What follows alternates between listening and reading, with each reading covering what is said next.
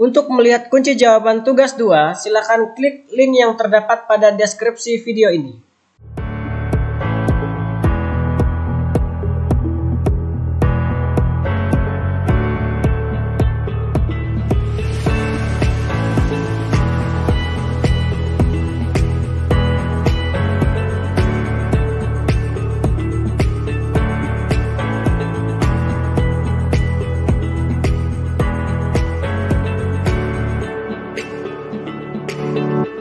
Halo anak-anak, berjumpa lagi dengan saya Pak Jerry.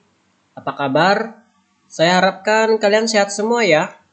Meskipun belajar dari rumah itu tidak mengurangi kita untuk semangat dan terus belajar. Oke, untuk video pembelajaran kali ini kita akan melanjutkan materi minggu yang lalu pada subbab poin C, yaitu menelaah struktur dan bahasa teks deskripsi. Supaya kalian dapat menelaah struktur dan kaidah kebahasaan teks deskripsi, kalian harus mengetahui struktur dan ciri kebahasaan teks deskripsi, ya. Untuk membuat teks deskripsi yang baik, penulis harus memperhatikan strukturnya. Berikut ini adalah struktur yang bisa dijadikan contoh dalam menulis teks deskripsi. Oke, struktur teks deskripsi yang pertama adalah identifikasi. Identifikasi berisi pernyataan umum tentang objek. Nama objek yang dideskripsikan yaitu bisa berupa lokasi, sejarah lahirnya, makna nama, tempat, benda, atau orang. Identifikasi ini bisa juga kita sebut dengan pengenalan objeknya ya, atau kalimat pengantar. Oke, struktur teks deskripsi yang kedua adalah klasifikasi. Pada bagian ini penulis mulai menentukan penyusunan kalimat dalam sebuah kelompok yang memiliki aturan dan sesuai dengan kaidah serta standar yang telah ditetapkan. Teks yang telah dibuat secara sistematis ini bertujuan untuk membuat penulis lebih gampang dalam menulis gagasan-gagasan yang ingin disampaikan oleh penulis kepada pembaca, atau disingkatnya di sana penggolongan objek yang dideskripsikan. Jadi klasifikasi itu adalah penggolongan objek. Kemudian struktur teks yang ketiga yaitu deskripsi bagian atau penjelasan lebih detail lagi, ya. Deskripsi bagian berisi tentang bagian topik yang dideskripsikan secara rinci. Misalnya tentang ciri fisik, warna, ukuran, sifat-sifat, asal, kesukaan, dan lain-lain. Pada bagian ini, penulis mulai membuat gambaran-gambaran atau bagian-bagian yang akan dibahas dalam teks tersebut.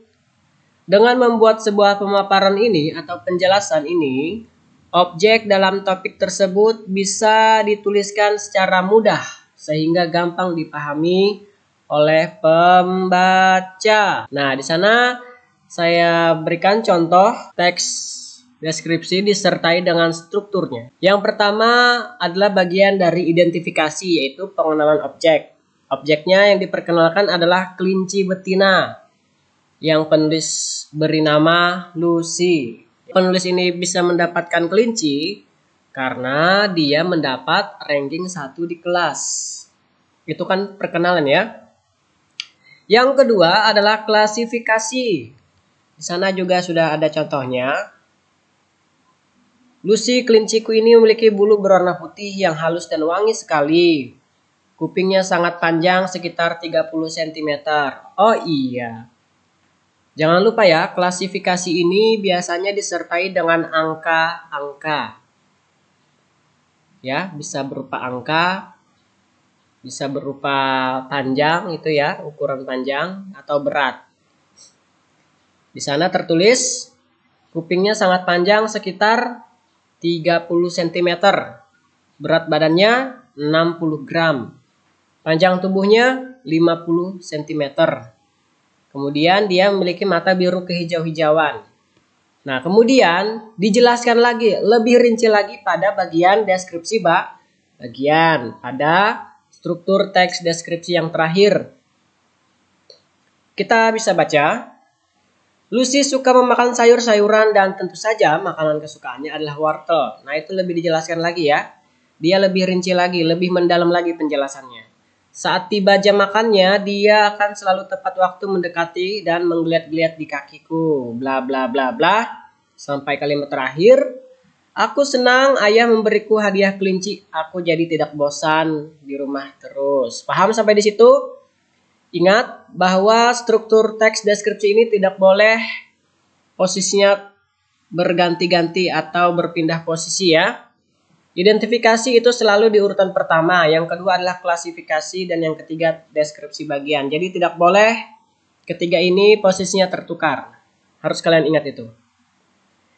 Kemudian yang kedua yaitu menelaah penggunaan bahasa teks deskripsi. Menelaah itu artinya mengamati, mempelajari. Yang pertama, menggunakan kata benda. Saya rasa kalian sudah tahu kata benda ya.